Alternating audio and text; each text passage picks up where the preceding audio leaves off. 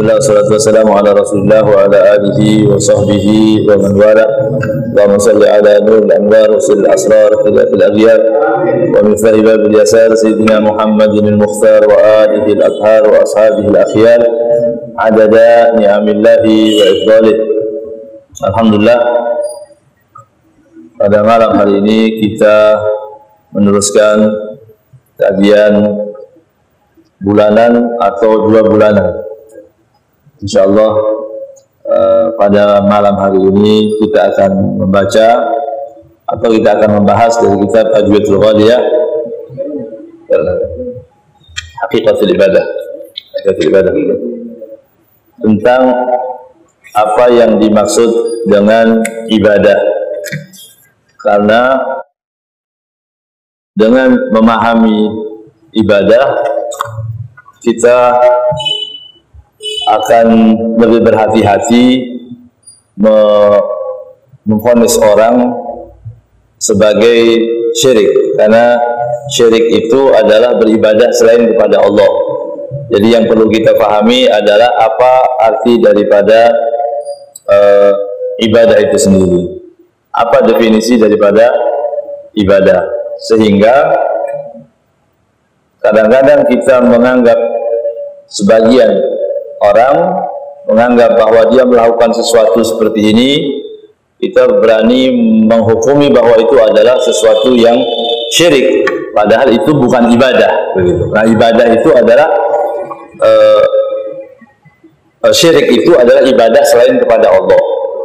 Jadi kalau ibadahnya tidak ada, tidak bisa kita menghukumi orang untuk dihukumi syirik dan sebagainya.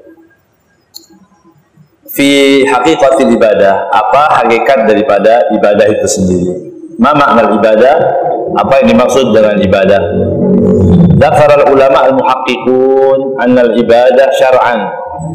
Dikatakan oleh sebagian para ulama ahli tahqiq bahwa ibadah itu secara syariat adalah al-ityan bi aqsa ghayatil khudu' ma'a i'tiqadi rububiyatil makhdu' lahu aw syai'in min khasa'isihi ka istiqlali bin naf'i wad durri. Jadi definisinya adalah, kalau dalam bahasa Indonesia, adalah puncak ketundukan seorang hamba. Jadi aqsa ghayatil khudu', puncak ketundukan seorang hamba, itu artinya ibadah. Tidak cukup dengan itu. Tidak cukup seperti orang menunduk kepada orang, atau dia rukuk seperti orang Jepang kalau ketemu dengan yang lain dia menunduk begini. Itu bisa disebut ghayatil khudu', benar-benar dia tulus menghormati itu, begitu. Atau lebih dari itu sekalipun, sujud, begitu. Sujud. Tetapi itu belum ibadah.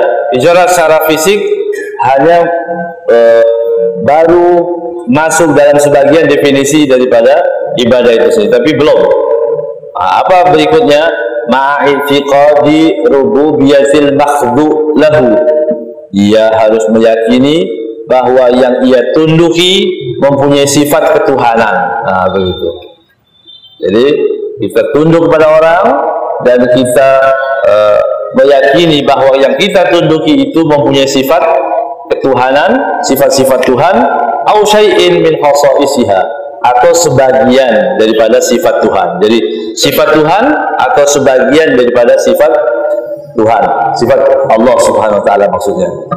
Contohnya sifat Allah taala ka istiqlalin naf'i wa dhur. Allah Subhanahu wa taala mempunyai hak independen untuk memberikan manfaat atau mara bahaya kepada seseorang. Kalau enggak bisa, belum disebut ibadah. Ambil contoh, ada orang di Jogja atau di beberapa yang ada kerajaan, dia masih sampai sekarang tunduk begini, ya, benar-benar begini kepada rajanya. Rakyat itu menyembah seolah-olah, gitu ya. Apa itu ibadah? Disebut ibadah belum? Belum. Ya, walaupun sujud sekalipun itu belum ibadah. Makanya nggak bisa kalau ada orang sujud dianggap ini syirik, belum bisa. Ada orang sujud kepada orang, itu disebut syirik belum? Tidak bisa disebut syirik. Orang yang sujud kepada orang tidak bisa disebut syirik, tapi dia melakukan sesuatu yang haram. Kalau yang haram ya, dia melakukan sesuatu yang haram. Tunduk sujud kepada orang itu sesuatu yang diharamkan, tapi belum mencapai tingkatan syirik. Kapan mencapai tingkatan syirik? Jika dia meyakini ma'ifiqadi rububiyatil makhdhu' lahu, apabila dia meyakini bahwa yang ia sembah, yang ia tunduk kepadanya mempunyai sifat ketuhanan, begitu. Jadi kalau dia ada raja, kemudian dia sungguh begini atau sujud sekalipun, tapi dia tahu ini raja kadang-kadang pilek juga, kadang-kadang lemah juga ini raja, begitu. Dia nggak punya sifat ketuhanan, cuma memang turun-temurun orang semua di daerah itu misalnya begitu, terus nggak ada masalah itu. Tapi dilarang dalam agama Islam, sujud itu dilarang, tapi belum mencapai ke syirik. Jadi syirik itu sesuatu yang berat, karena syirik artinya menyembah, beribadah selain kepada Allah. Syirik itu menyembah atau ibadah selain kepada Allah. Nah, menyembah itu apa? Menyembah tadi puncak ketundukan seorang hamba dengan meyakini bahwa yang ia tunduki mempunyai sifat ketuhanan atau sifat atau sebagian daripada sifat ketuhanan, sifat Allah SWT. Berarti begitu ya. Berarti bagaimana? Wa amma ma intifai hadzal i'tiqad fala yakunu al-ma'ti bihi ibadatan aslan. Tapi kalau tidak mempunyai keyakinan bahwa yang kita sujud itu, yang manusia sujud kepadanya tidak punya, dia meyakini bukan Tuhan, dia bukan Tuhan, begitu. Atau sebagian orang kan lebih mudah lagi kalau salah. Kalau ada orang berjabat tangan kepada orang tua atau kepada orang alim atau kepada habib atau kepada apa, nah itu syirik, menyembah habib atau menyembah. Memang ada orang menyembah? Tidak ada ya, tidak ada. Tidak ada satupun orang menyembah. Cium tangan artinya menyembah, enggak ada. Ya. Jadi yang salah di mana ini? Salah memberi definisi, belajar definisinya yang salah. Jadi ambil kesimpulan yang salah. Begitu. Makanya kalau belajar apa-apa, belajar pasti definisi dulu ya. As-shalah lughatan wa syar'an, zakat lughatan wa syar'an, as-shaum lughatan wa syar'an, al-hajju lughatan wa syar'an. Semua harus ada definisi, baru bisa mengambil kesimpulan. Kalau tidak mengerti, tidak bisa. Ya. Tidak bisa. Syirik, ikut-ikut syirik. Ada orang mengatakan itu mengkultuskan. Kultus apa kultus? Kita nggak pernah cari kamus, ikut-ikutan aja. Mengkultuskan, kita nggak pernah cari kamus. Mengkultuskan apa artinya? Ya, kita nggak ngerti. Nah, itu salah. Ya, kita ini aliran ikut-ikutan biasanya. Jadi aliran kita ini aliran ikut-ikutan aja. Ada orang bilang syirik, kita langsung jadi syirik semua. Ya. Kalau ada orang yang mengatakan mengkultuskan, kita ikut semua mengkultuskan. Padahal kita nggak pernah cari itu mengkultuskan. Ya. Apakah mengkultuskan itu ibadah atau bukan? Nah, itu aja. Ya. Kultus itu ada unsur ibadahnya nggak? Selagi tidak ada unsur ibadah, nggak ada masalah.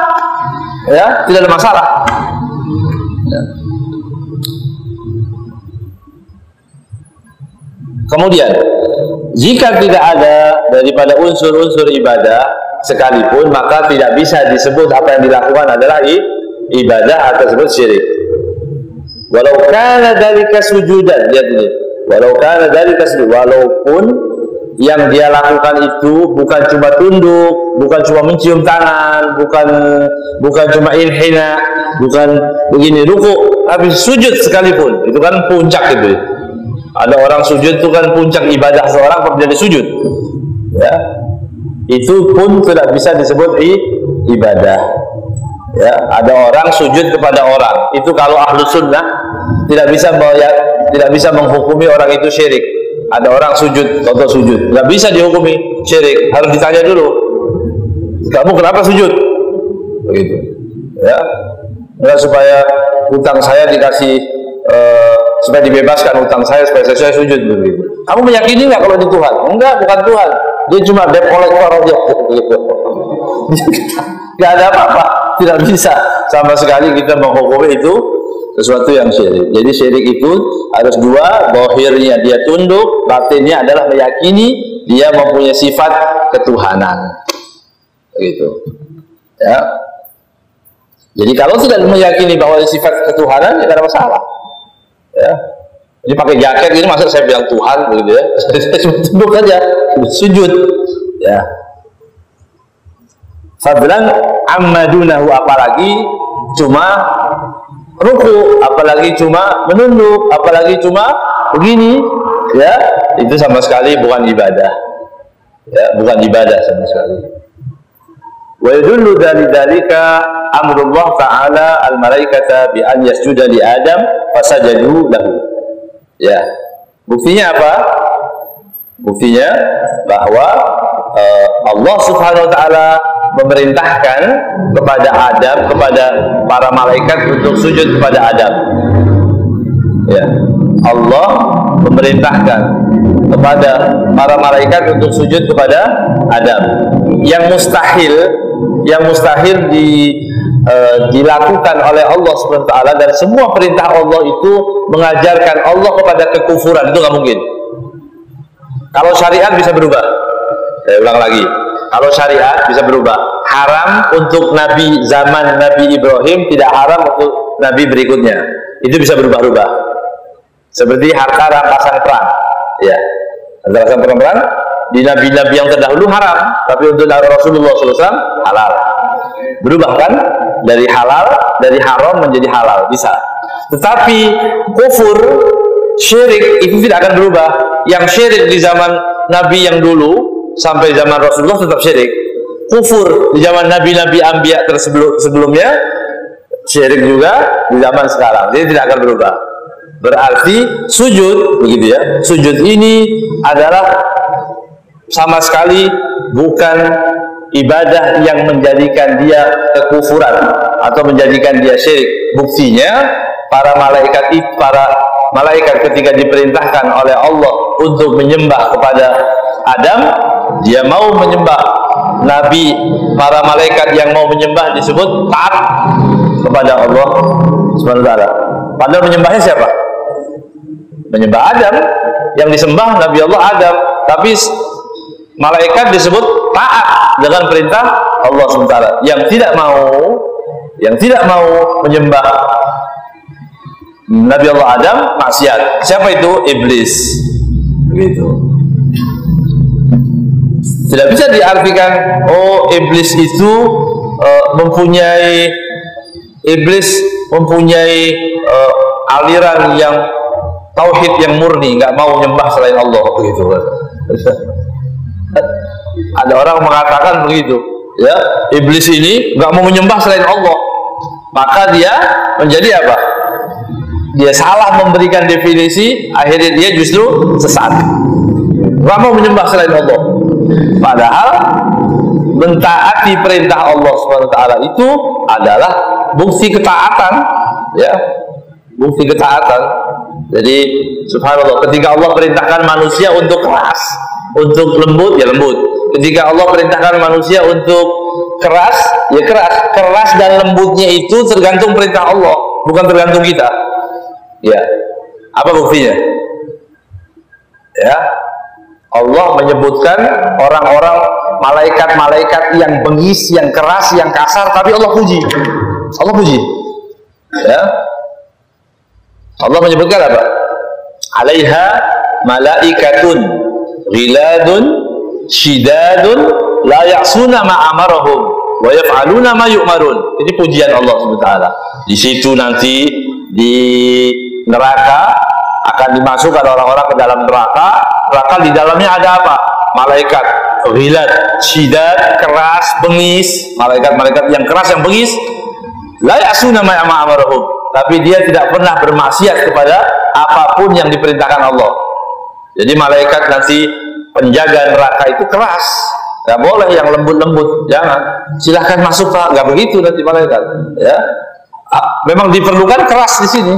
Ya, pukul, langsung dipukul, dihajar. Ya, sobek semua malaikat begitu. Apa kata perintah Allah kan begitu. Ya, jadi jangan juga kita menganggap orang Islam, kalau ada orang Islam lembut, nah ini Islam yang lembut terus, ya, sama orang kafir juga lembut, baik. Enggak, kalau diperlukan keras, umat Islam, tergantung perintah Allah Subhanahu wa taala. Ya, bukan selamanya yang lembut itu ya lembut terus, sama orang Islam dia kasar, sama orang kafir dia lembut. Masa bagus yang seperti itu? Tidak bagus, salah ini. Ya, jadi kebaikan seorang hamba itu justru dalam ketaatan kepada Allah Taala. Begitu juga dalam ayat ini Allah perintahkan malaikat untuk menyembah, untuk sujud kepada Adam alaihissalam, sujud, selesai. Perintahnya sujud, nggak usah pakai ditawar-tawar lagi. Gitu, ya. Begitu juga disebutkan wa huqiya an nabiyillah Yaqub wa imra'atihi wa auladihi annahum sajadu li Yusuf. Di situ disebutkan juga inni ra'aitu ahada asyara kawkaban wasyamsa wal qamar ra'aituhum li sajidin. Nabi Allah Yusuf menceritakan, aku mimpi melihat berapa 11 bintang dan matahari dan rembulan sujud kepadaku. Begitu kan? Ahada asyara kawkaban wasyamsa wal qamar ra'aituhum li sajidin. Sujud. Dan sujud itu bukan simbol kesyirikan, sama sekali bukan. Ya, sujud bahkan ini ibadah, diperintahkan. Farafa'a abawaihi 'alal 'arsy wa kharru lahu, ya, wa kharru lahu. Kemudian mereka tunduk ya semuanya kepada Nabi Allah Yusuf alaihissalam. Berkata waqala Ibnu Katsir fi tafsirihi, Imam Ibnu Katsir mengatakan anna ay sajada lahu abawahu wa ikhwanuhu al-baqun wa kanu ahada asyara rajulan. Mereka sujud, kedua orang tuanya, saudara-saudaranya, al-baqun dari sisa saudaranya semua, wa kanu ahada asyara rajulan, jumlah mereka ada 11 lelaki. Wa qad kana hadza sa'ighan fi syara'ihim. Ini berlaku dalam syariat mereka. Syai'un fi syara'ihim. Dulu sujud itu biasa. Jadi sujud. Bahkan nanti diceritakan juga seorang sahabat yang biasa melihat orang-orang sujud kepada pembesar-pembesarnya. Idza sallamu ala kabir yasjuduna. Ini mereka dulu kalau mau mengucapkan salam kepada pembesar-pembesarnya mereka sujud. Gitu. Orang-orang dulu apabila bertemu dengan para pembesarnya mereka sujud. Walam yazal hada jaizan min ladun Adam ila syari'ati Isa alaihi salam. Dan syariat ini diperbolehkannya orang sujud kepada orang ini dari zaman Nabi Allah Adam sampai ke zaman Isa alaihi salam. Boleh. Ya. Fahurrima hada fi hadhil millah, maka diharamkan dalam agama Islam setelah datangnya Rasulullah SAW, haram orang sujud kepada orang lain dalam syariat Rasulullah SAW. Ya, haram. Bukan syirik, tapi haram. Jadi syirik lain lagi, tapi hanya haram. Kapan dijadikan syirik? Apabila dia meyakini yang ia tunduki mempunyai sifat ketuhanan, itu yang baru disebut dia syirik. Jadi selagi sujud saja haram, walaupun kita nggak niat apa-apa, sujud kepada orang hukumnya haram. Kapan menjadi syirik? Apabila dia meyakini orang yang kita tunduki mempunyai sifat ketuhanan. Ya. Wajuila sujud mukhtassan bi janabir rabb. Jadi zaman Rasulullah SAW dikhususkan hanya sujud itu hanya untuk Allah semata, nggak boleh lagi untuk manusia, tidak boleh lagi untuk pembesar, untuk raja-raja dan siapapun, tidak boleh lagi orang sujud kepada orang lain. Dari mulai kapan? Mulai syariat Nabi Muhammad sallallahu alaihi wasallam. Dalam hadis disebutkan anna Mu'adz qadima Syam. Mu'adz ini datang ke kota Syam, ke negeri Syam sana. Syam ini sekarang menjadi 4 negeri: Suriah, Lebanon, Palestina, Yordania. 4 ya, dulu Syam, jadi Syam.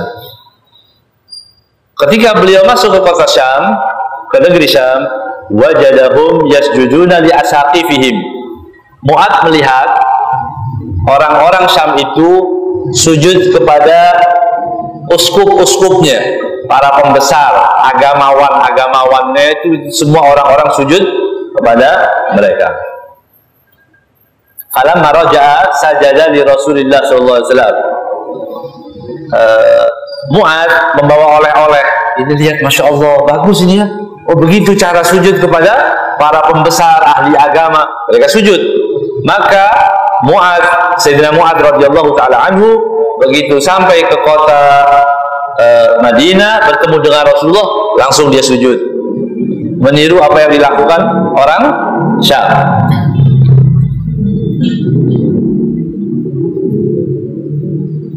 Faqala, "Madza ya Mu'adz?"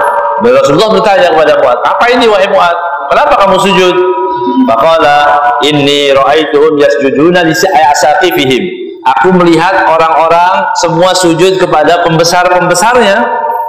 Wa anta ahaqqu an yusjada lak, kata Mu'adz, dan engkau adalah orang yang paling pantas untuk disujud, untuk sujud kepadamu. Begitu. Ya. Apa kata Rasulullah SAW? Faqala, "Lau kuntu amiran ahadan an yasjuda li ahadin la amartu al-mar'ata an tasjuda li zawjiha." Kata Rasulullah, enggak, ini udah enggak berlaku, enggak boleh.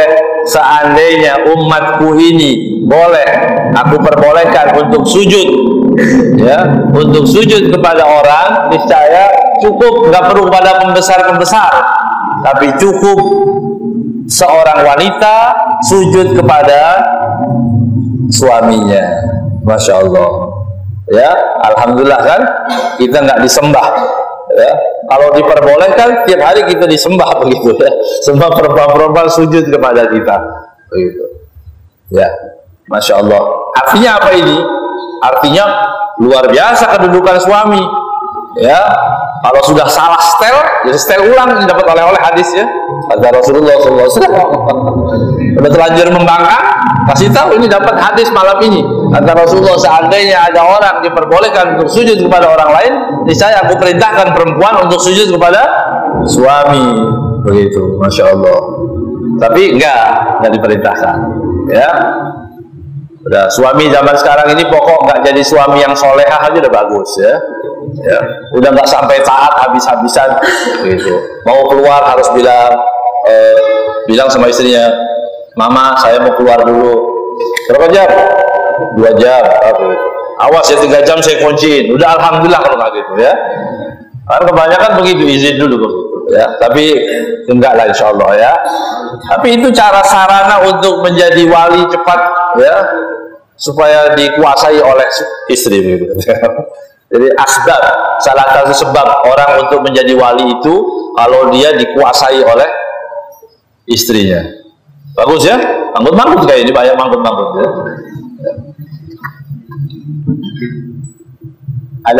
Ada resep yang mudah dari Rasulullah SAW, ya. Ini keluar dari tema Rasulullah SAW memberikan resep mudah, ya. Seorang istri mempunyai tugas. Apa tugasnya? Rumah, dari ujung rumah sampai pintu. Udah, suami jangan terlalu cerewet, ya, jangan cerewet. Ini TV di sini, ini mestinya begini, ini pot bunganya jangan yang ini, jangan urusin, kasih perempuan semuanya, gitu. Kalau nanti rumah sudah kita serahkan kepada seluruhnya kepada istri, nanti dari rumah, pintu rumah keluar itu urusan suami, beres. Subhanallah, itu resep Rasulullah SAW. Tapi karena dicampur-campur, akhirnya seperti yang kita lihat sekarang ini, ya. Jadi istri yang keluar, tolong cuciin baju, suami yang nyuci, ya, Masya Allah. Mandi nanas, ini kebalik-balik, ya. Jadi diatur oleh Rasulullah SAW. Jadi suami dari luar rumah kerja, udah pulang bawa duit yang halal kasih istri. Istri nggak boleh terlalu cerewet, nggak terlalu banyak, ya. Di mana, kemana, jam berapa, ketemu siapa, nggak boleh, ya. Jadi perempuan dari rumah ke dalam udah jangan terlalu banyak rewel juga. Kita nggak usah rewel. Masak apa? Ini kurang, rasanya kurang. Udah biarin aja, yang ada dimakan, nggak selesai. Kurang enak, keluar lagi makan di luar, udah selesai. Ya, begitu. Kembali kepada hadis ini, apa tujuan disebutkan hadis ini? Wal ghardu anna hadza jaizan fi syariatihim. Puncaknya atau tujuannya adalah bahwa sujud kepada orang itu diperbolehkan di syariat sebelum Rasulullah SAW dan sudah tidak boleh lagi dalam syariat Rasulullah SAW. Namun demikian tidak bisa divonis orang yang sujud adalah syirik karena tidak terpenuhi syaratnya, definisinya kurang, ikatannya kurang, takrifnya kurang. Kalau disebut ibadah adalah tunduk, taat, dan meyakini yang ia taati mempunyai sifat ketuhanan. Jadi kurang ya. Nah, itu dikatakan seperti itu. Kalau anna mujarradatul li ghairil ibadah mutlaqan lamma kana dzalika sayyidun fi dini minal adyan. Kalau sujud saja begitu ya. Kalau hanya sujud semata itu dinyatakan bahwa itu adalah ibadah, niscaya tidak mungkin diperbolehkan di syariat nabi-nabi yang terdahulu. Nggak boleh. Nggak boleh. Ya. Jadi makanya diperbolehkan sujud. Malaikat sujud kepada Nabi Allah Adam, seorang rakyat sujud kepada pembesarnya, boleh zaman dulu ya. Kalau tidak boleh atau itu syirik, pasti sudah dilarang. Ya nauhid kufrun, karena di situ kufur. Jadi saya ulang lagi, yang bisa berubah dari haram menjadi tidak haram, benar ada. Tapi kalau kufur di zaman Nabi Allah Adam, kufur di zaman Rasulullah SAW. Ya, syirik di zaman Nabi Ibrahim, syirik juga di zaman Rasulullah SAW. Itu tidak akan berubah. Tidak akan berubah. Kufurnya tidak akan berubah. Syiriknya tidak berubah. Kalau haram, bisa. Contohnya apa? Rasulullah mengatakan, waju'ilat liyal ardu masjidan wa tahura. Umat Rasulullah gampang, mudah. Sholat dimanapun bisa. Di zaman nabi-nabi yang terdahulu tidak bisa. Dia harus bikin tempat ibadah khusus. Ibadah ini masjid, bai'ah atau kanisa, kemudian dia sujud, dia ibadah di situ. Untuk umat Rasulullah tidak ada alasan. Ya, tidak ada alasan untuk tidak sholat. Kenapa nggak sholat? Nggak ada musola. Bisa sholat di pinggir jalan, bila dimanapun kita sholat. Nggak boleh, nggak ada alasan gitu ya. Kenapa nggak sholat? Tidak ada musola atau tidak ada masjid, ya, tidak ada alasan. Kita bisa sholat dimanapun, mau di tempat kos-kosan, mau di rumah, mau di lapangan, mau dimanapun boleh, mau di Monas, mau di mana aja bebas, ya, ibadah bebas. Itu untuk umat Rasulullah SAW.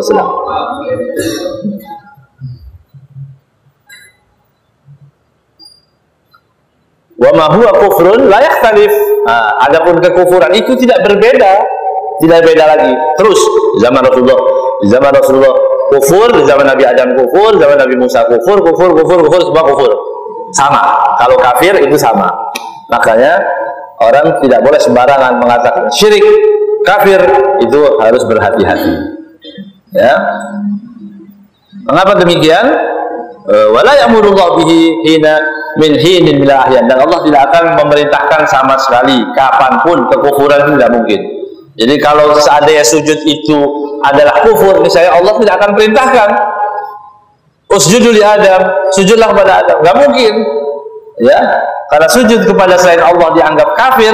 Misalnya Allah tidak akan perintahkan malaikat untuk sujud kepada Adam alaihis salam. Wala yarda min li ibadihi al-kufra. Allah tidak akan ridha kepada hambanya yang kufur. Yang terakhir, sebagai gambaran aja, ketika kita mengerti bahwa batasan-batasan kufur, syirik dan sebagainya, apa yang sebenarnya dilakukan oleh Rasulullah SAW? Ya, bagaimana Rasulullah mengobati rasa yang ada di tengah-tengah masyarakat? Saya sering sampaikan di sini. Saya ambil contoh yang sering saya ulang-ulang lagi supaya kita mengerti lagi. Kalau ada orang menyembelih atau membuang kepala sapi di Kalimalang tanggal 10 Muharram, misal, apa hukumnya? Sering saya sampaikan juga. Apa hukumnya? Kepala sapi dipotong 10 Muharram, dibuang ke laut. Apa hukumnya? Haram. Benar? Setuju haram? Kita tanya dulu sampai yang buang. Iya kan? Itu kalau ahlu sunnah, kalau tanyanya ke radio Roja ya langsung haram atau syirik begitu ya. Tapi kalau ahlu sunnah tanya dulu, kenapa dibuang kepala sapi ini? Oh, kepala sapi ini lupa saya sudah potong tanggal 1 Januari sampai sekarang belum dibuang. Artinya apa? Busuk, nggak bisa dimakan. Saya buang ke laut, boleh nggak? Boleh. Boleh nggak? Syirik nggak? Syirik? Ada syirik-syiriknya nggak? Nggak. Ada haram-haramnya? Nggak dimakan, nggak bisa dimakan, sudah dibuang. Haram? Nggak sudah. Jadi nggak haram. Ya, nggak haram dan tidak syirik. Ya, saya niat daripada di luar nggak dimakan. Tapi kalau buat ikan ini halal. Ya, karena ikan nggak mukallaf. Ya kan? Ikan ini kan busuk, tapi ikan doyan ini. Apalagi lele, doyan.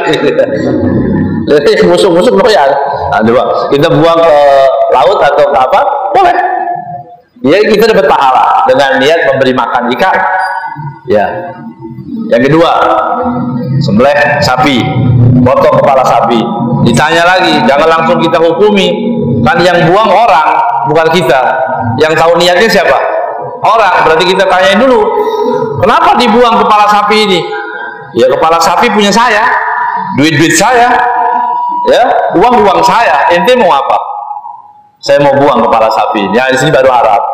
Di sini haram mubadzir. Ya, benar uang ente, tapi kan dibuang, tidak ada manfaat. Itu kena hukum haram. Jadi syiriknya nanti dulu. Ya. Yang ketiga, ada orang buang kepala sapi. Kenapa ini? Jika tidak dibuang kepala sapi ini pada 1 Muharram atau 10 Muharram atau malam apa, maka ini dewa dan dewi akan marah. Misalnya, ini dewa ini akan marah. Nanti negeri ini akan menjadi paceklik. Begitu. Ya, nanti akan banyak demo. Begitu. Ya.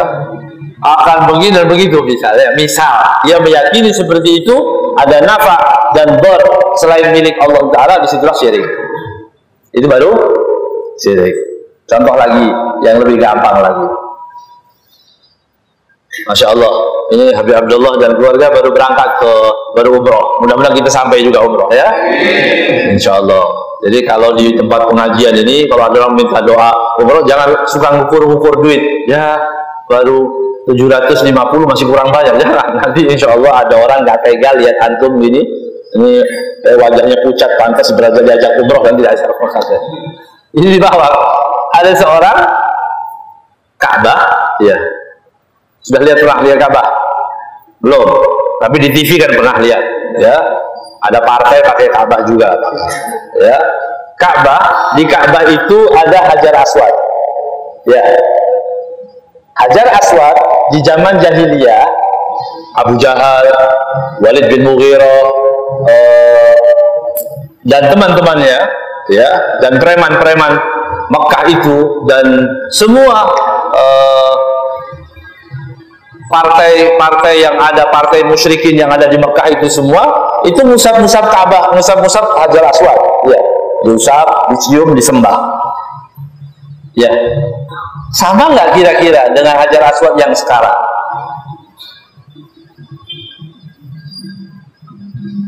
Mau istikharah dulu? Sama.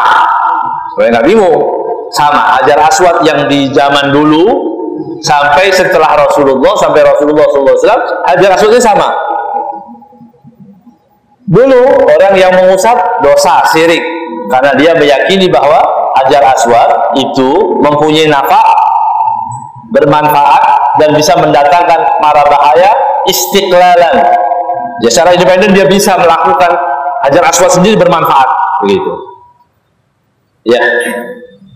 Zaman Rasulullah Sallallahu Alaihi Wasallam dibiarkan Hajar Aswadnya sama, diusap juga. Usap, kita usap nggak? Usap, diusap juga, diusap. Hajar Aswad dapat pahala. Jadi dulu dapat dosa zaman Rasulullah, dan seterus zaman Rasulullah dapatkan pahala. Mengapa Hajar Aswad tidak dibuang oleh Rasulullah SAW? Nah, begitu. Tapi enggak Rasulullah. Enggak kan? Enggak, dibiarin. Yang dilurusin apanya?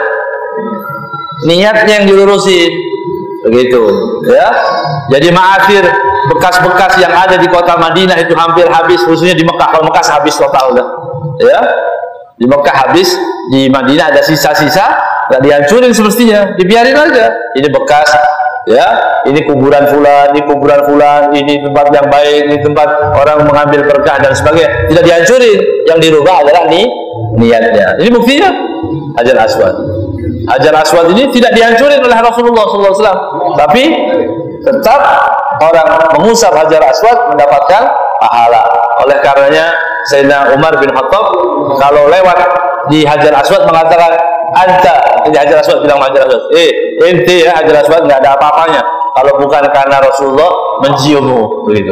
Karena Rasulullah mengusap, Rasulullah juga mencium, ya udah Anda ikut Rasulullah. Kalau itu cuma batu, begitu. Ya, ini cuma batu. Itu akidah yang diluruskan salah satu murid Nabi Muhammad SAW.